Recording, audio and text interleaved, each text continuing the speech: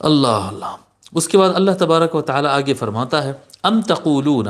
آیت نمبر 140 140، ام تقولون ان ابراہیم و اسماعیل و اسحاق و یعقوب والاسباط كانوا هودا او نصارا قل اانتم اعلم ام اللہ ومن اظلم ممن كتم شہادۃ عنده من اللہ وما اللہ بغافل عما تعملون۔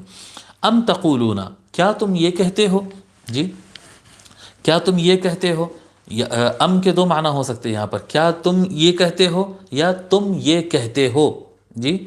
ان ابراہیم، تم یہ کہتے ہو، کیا تم یہ کہتے ہو، ان ابراہیم، کہ بے شک ابراہیم، و اسماعیل و اسحاق و یعقوب والاسباط، اسباط کے بارے میں کیا بتایا، 4 انبیاء کے نام لے کر اس کے والاسباط، اسباط حضرت یعقوب علیہ السلام کی اولاد، حضرت جیسا کہ ہم بتائے غالباً کل یا پرسوں ہی ہم بتائے ہیں کہ اسباط حضرت یعقوب علیہ السلام کے 12 بیٹے تھے، اور ان کی جو نسل ہے وہ 12 بیٹوں سے جو چلنے والے، تو وہ 12 خاندان بن گئے، 12 خاندان، تو ان کی نسل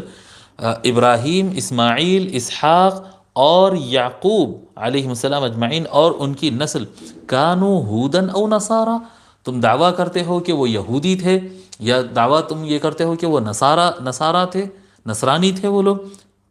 قل اانتم اعلم ام اللہ، اے محبوب کہہ دیجئے ان سے، کیا تم زیادہ جانتے ہو یا اللہ تعالیٰ زیادہ جانتا ہے، تم زیادہ جانتے ہو یا اللہ تعالیٰ زیادہ جانتا ہے۔ دیکھیے آپ، یہودیوں کا یہ ماننا ہے کہ یہ جتنے انبیاء کے نام آئے ہیں، اور سارے انبیاء ان کے علاوہ جتنے بنو اسرائیل میں انبیاء آئے ہیں، سارے انبیاء یہودی تھے،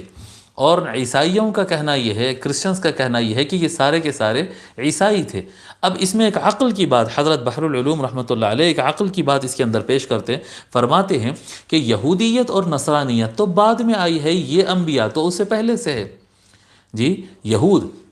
یہودی کس کو کہتے ہیں، جی یہودی یہ لوگ کہتے ہیں کہ بھئی ہمارا مذہب یہودی ہے، یہود کہاں سے آیا، حضرت یعقوب علیہ السلام کی اولاد میں، حضرت یعقوب علیہ السلام کی اولاد میں ایک فرد کا نام تھا یہودا،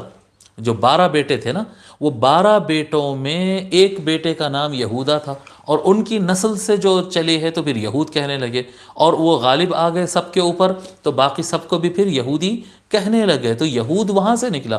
اب حضرت ابراہیم علیہ السلام یہودی کیسا ہو سکتے؟ ہاں یہودی اگر حضرت ابراہیم علیہ السلام کے راستے پر چلیں تو وہ ابراہیمی ہو سکتے ہیں، دادا کی طرف وہ منسوب ہو سکتے ہیں، کہ پوتا دادا کی طرف منسوب ہو سکتا ہے، لیکن دادا پوترے کی طرف منسوب نہیں ہو سکتا ہے، جی یہ نہیں کہا جا سکتا کہ حضرت ابراہیم علیہ السلام یہودی۔ اب عیسائیت کی بات تو یہ ہے کہ عیسائیت تو بہت بعد میں آئی ہے، حضرت عیسیٰ علیہ السلام کی پیدائش کے بعد تو یہ انہوں نے جب تبلیغ شروع کیا تو اس کے بعد یہ قوم پھر سامنے آئی اور اس طرح سے کہنے لگی، تو یہ عقلی طور پر بھی یہ بالکل ممکن نہیں ہے، اور اللہ تبارک و تعالیٰ نے بھی یہ فرما دیا ہے، جی کیا تم یہ کہتے ہو کہ ابراہیم اور اسماعیل اور اسحاق اور یعقوب اور ان کی اولاد، ان کی ساری نسل، کانو ہودن کے یہ یہودی تھے، او نصارا یا یہ لوگ عیسائی تھے، قل اانتم اعلم ام اللہ، اے محبوب کہہ دیجئے ان سے کہ تم زیادہ جانتے ہو، قل کہہ دو، اانتم کیا تم، اعلم زیادہ جاننے والے ہیں، ام اللہ یا اللہ تعالیٰ زیادہ جاننے والا ہے، ومن اظلم ممن كتم شہادۃ عنده من اللہ، اور اس سے بڑا ظالم کون ہے، اس سے بڑا ظالم کون ہو سکتا ہے، ومن اظلم، اور اس سے بڑا ظالم کون ہو سکتا ہے، کس سے، ممن اس سے کہ جو کتم چھپایا، کتم ایک تم کہتے چھپا دینا، اسی طرح سے آج کل نئے جو یعنی گیجٹس میں لیپ ٹاپ کے اندر اور موبائل کے اندر کتم کا ایک لفظ آتا ہے، میوٹ کر دینا، خاموش کر دینا، ومن اظلم ممن کتم شہادۃ عنده من اللہ، اس سے بڑا ظالم کون ہو سکتا ہے جو چھپایا، کتم چھپایا، شہادتاً ایک ایسی گواہی کو، شہادتاً عنده جو اس کے پاس ہے، عنده اس کے پاس ہے، ٹھیک ہے، شہادتاً عنده ایک ایسی گواہی جو اس کے پاس ہے، من اللہ اللہ تبارک و تعالیٰ کی طرف سے، جی یہ اللہ تبارک و تعالیٰ سے، اس کے 2 معنی ہوں گے، اللہ تبارک و تعالیٰ اس کے پاس گواہی ہے، اس کے پاس ایک حقیقت ہے جو جانتا ہے، اس کے پاس موجود ہے، اور وہ حقیقت کو وہ اللہ سے چھپا رہا ہے، تو اس سے بڑا بیوقوف کوئی نہیں، کیونکہ اللہ تبارک و تعالیٰ تو وَأَنَّ اللَّهَ قَدْ أَحَاطَ بِكُلِّ شَيْءٍ عِلْمًا، اللہ تبارک و تعالیٰ کا علم تو ہر چیز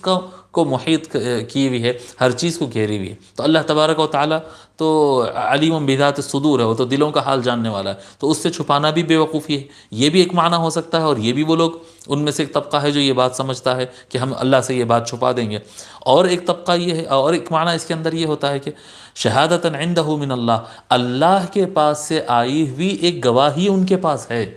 اللہ تبارک و تعالیٰ کی طرف سے بھیجی ہوئی ایک گواہی ان کے پاس ہے، اور اس گواہی کو وہ لوگ کے سامنے نہیں پیش کر رہے ہیں۔ وہ جو حقیقت اللہ کے پاس سے ان کے پاس آئی ہوئی ہے، اس کو لوگ کے سامنے نہیں پیش کر رہے ہیں، بلکہ اس کو چھپا رہے ہیں، اس کو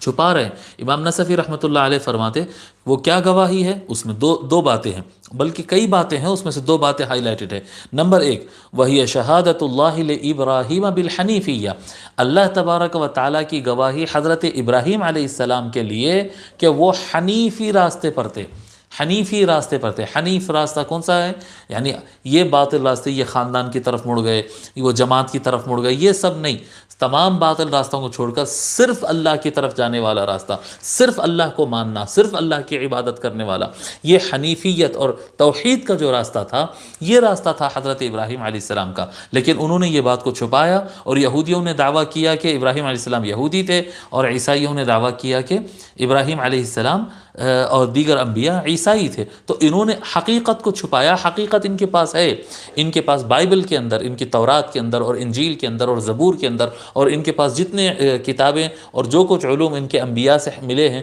اس کے اندر یہ بات لکھی ہوئی ہے کہ حضرت ابراہیم علیہ السلام یہ سب چیزوں کو نہیں مانتے تھے، بلکہ وہ صرف ایک پیدا کرنے والے کو مانتے تھے، اسی کی عبادت کرتے تھے۔ یہ ایک بات، یہ ایک حقیقت اللہ کی گواہی۔ اور دوسری، شہادت اللہ لمحمد علیہ السلام بالنبوۃ فی کتابہم، فرماتے ہیں شہادت اللہ علی محمد، اللہ تبارک و تعالیٰ کی گواہی حضور صلی اللہ علیہ وآلہ وسلم کے لیے، سیدنا محمد الرسول اللہ صلی اللہ علیہ وآلہ وسلم کے لیے اللہ تبارک و تعالیٰ نے جو بیان فرمایا، جو حقیقت دیا ہے، یہ ان کی کتابوں میں لکھا ہوا ہے۔ اور یہ لوگ جانتے ہیں کہ اللہ نے اس طرح سے فرمایا کہ ایک نبی آئیں گے، محمد نام ہوگا، مکہ میں پیدا ہوں گے، ایسے علاقے میں ہوں گے، ایسا ہوگا، ایسا ہوگا، سب ان کے پاس موجود ہے۔ لیکن وہ لوگ کیا کرتے ہیں؟ کتم شہادتاً، وہ اس گواہی کو، وہ اللہ تبارک و تعالیٰ کی اس بات کو چھپا دیتے ہیں، بیان نہیں کرتے ہیں۔ فی کتبی میں، ان کی کتابوں میں، وسائر شہاداتی، اسی طرح سے اللہ تبارک و تعالیٰ کے جو کچھ احکام ہیں، یہ اللہ تعالیٰ کی توحید سے متعلق، خدمت انسانیت سے متعلق، صرف اللہ کی عبادت کرنے سے متعلق، جو ساری باتیں ہیں، یہ ساری باتیں یہ لوگ چھپا دیتے ہیں۔ ٹھیک ہے، تو یہ اللہ تبارک و تعالیٰ کی طرف سے آئی ہوئی گواہی ہے، اللہ تبارک و تعالیٰ کی طرف سے آئی ہوئی یہ گواہی ہے جس کو یہ لوگ چھپاتے ہیں، اور یہ ان کا چھپانا ان کو سب سے بڑا ظالم بنا دیتا ہے کہ جو بات اللہ تبارک و تعالیٰ نے نازل کیا تھا تاکہ سب کو بتایا جائے، ان کے اہل علم، ان کے لوگ، ان کے اکابر، ان کے بڑے جو ہے وہ کتابوں میں دیکھتے ہیں، جانتے ہیں، اس کو مینپولیٹ کرنے کی کوشش کرتے ہیں، جی اس کو تحریف، کتابوں کے اندر تبدیلی لانے کی کوشش کرتے ہیں۔ اور آج تک بھی جو تورات اور انجیل رکھی ہوئی ہے، اس میں بھی جو موجود بقیہ گواہیاں موجود ہے، بہت سارے تو انہوں نے تبدیلیاں کر دی ہے، لیکن جو بچا ہوا ہے اس کو بھی چھپانے پر وہ محنت کرتے ہیں، اور ایسا کرنے والے سے بڑا ظالم کوئی اور نہیں۔ اور یہ چاہے کتنا بھی چھپا دیں، جی اللہ تبارک و تعالیٰ سے یہ لوگ چھپانے کی کوشش کرے، لوگ سے چھپانے کی کوشش کرے، لیکن معاملہ تو یہ ہے کہ وَمَا اللَّهُ بِغَافِلٍ عَمَّا تَعْمَلُونَ، اے محبوب ان سے کہہ دیجئے کہ تم جو کچھ کر رہے ہو اس سے اللہ تعالیٰ غافل نہیں، وَمَا اللَّهُ، اور نہیں ہے اللہ، بِغَافِلٍ، غفلت میں، اور اللہ تبارک، غفلت کہتے ہیں نا نظر سے چوک جانا، چھٹ جانا، بھول جانا، اللہ تبارک و تعالیٰ غافل نہیں ہے، اللہ تبارک و تعالیٰ سے کوئی چیز چھوٹنے والی نہیں ہے، اللہ تبارک و تعالیٰ سے کوئی چیز چھپنے والی نہیں ہے، ہائیڈ ہونے والی نہیں ہے۔ عما تعملون، وما اللہ بغافل عما تعملون، جو کچھ تم عمل کر رہے ہو، عما تعملون، عن ما تھا یہ اصل میں، عن ما ملانے کے لیے نون کو ساقط کر دیا جاتا ہے، عن ما تھا عما تعملون، جو کچھ تم کر رہے ہو اللہ تبارک و تعالیٰ اس سے غافل نہیں ہے، لہذا تم یہ جھوٹ موٹ کا چھپانا بند کرو اور عمل صالح کی طرف آ جاؤ، جو حقیقت ہے اس کو ایکسیپٹ کر لو، جس طرح سے، کس طرح سے، وَنَحْنُ لَهُ مُخْلِصُونَ، جس طرح سے حضور صلی اللہ علیہ وسلم نے فرمایا ہم تو اللہ کے لیے کرتے ہیں۔ مسئلہ کیا ہوتا ہے کہ کوئی اپنے نسل کے لیے، اپنے نسب کے لیے کرتا ہے کہ نہیں میرے باپ دادا، میرا خاندان، میں قابل ہوں، میں جو بول دیا وہ صحیح ہے، میں اپنی بات نہیں بدلتا۔ نہیں، مخلص لوگ جو ہوتے ہیں، جو اللہ کو ماننے والے افراد جو ہوتے ہیں، ان کی اپنی انا نہیں ہوتی کہ میرا ہی خاندان بڑا ہے، میں اپنے خاندان کے علاوہ کسی کو بڑا نہیں مانتا ہوں، ہم ہی حق راستے پر ہے، ہمارے علاوہ کوئی حق پر نہیں ہے۔ جیسے ان کو معلوم ہوتا کہ نہیں، میرے سے یہاں پر غلطی ہو رہی تھی، یہ حق بات ہے، تو پھر وہ شرماتے نہیں یہ کہنے کے لیے کہ مجھ سے غلطی ہو گئی تو غلطی ہو گئی، فوراً اس کو ریکٹیفائی کر دیتے ہیں، درست کر دیتے ہیں، جی درست کر دیتے ہیں۔ یہ یہود کے اندر نہیں ہے، یہ عیسائیوں کے اندر نہیں ہے۔ اور اگر مسلمان بھی اس طرح سے کرتے ہیں تو وہ بھی گمراہی کا شکار ہے۔ کبھی بھی اپنی انا، اپنا ایگو اور اپنے آپ کو حق بتانا اور اپنی جماعت کو برحق بتانے کے لیے حق کو ہائیڈ نہیں کرنا، حق کو چھپانا نہیں، جو حق ہے اس کو سامنے لانا۔ اگر حق پر تھے تو اللہ کا شکر ادا کرنا، اور اگر غلطی پر تھے تو لوگ سے شرمانا نہیں، اپنے آپ کو کم عزت ہوتا سمجھنا نہیں، بلکہ اس کو ریکٹیفائی کر لینا اور اپنا تعلق اللہ سے قائم رکھنا۔ وَنَحْنُ لَهُ مُخْلِصُونَ، اپنا اخلاص، اپنی وفاداری اللہ کے ساتھ رکھنا، اپنی وفاداری اللہ تعالیٰ سے رکھنا، کہ بندے ناراض ہو تو فرق نہیں پڑتا، چھوٹے بندے ناراض ہو فرق نہیں پڑتا، جماعتیں اختلاف کر لے فرق نہیں پڑتا، پوری دنیا مخالف ہو جائے فرق نہیں پڑتا۔ اللہ کی نظر میں آپ کا دین، آپ کا لفظ، آپ کا قول، آپ کا دعویٰ، جو کچھ ہے وہ اللہ کے لیے رہنا چاہیے۔ وَنَحْنُ لَهُ مُخْلِصُونَ، اپنا ایگو ایشو نہیں بنانا چاہیے۔ جی جس طرح سے یہود نے حضور صلی اللہ علیہ وآلہ وسلم کے سارے علامات معلوم ہو گئے، جب آقا صلی اللہ علیہ وآلہ وسلم اپنی نبوت و رسالت کا اعلان فرمائے، وہ لوگ ہر طرف سے جانچ لیے، دیکھ لیے، جتنے نشانیاں ملنا تھا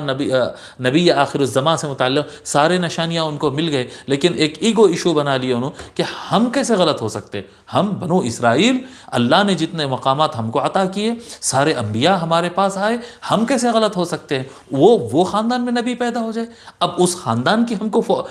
فالو کرنا پڑے گا، جو لوگ ہمیشہ ہمارے تابع رہے، انبیاء ہمارے پاس ہے، سب کچھ ہمارے پاس ہے، اور ہم ان کی اتباع کریں۔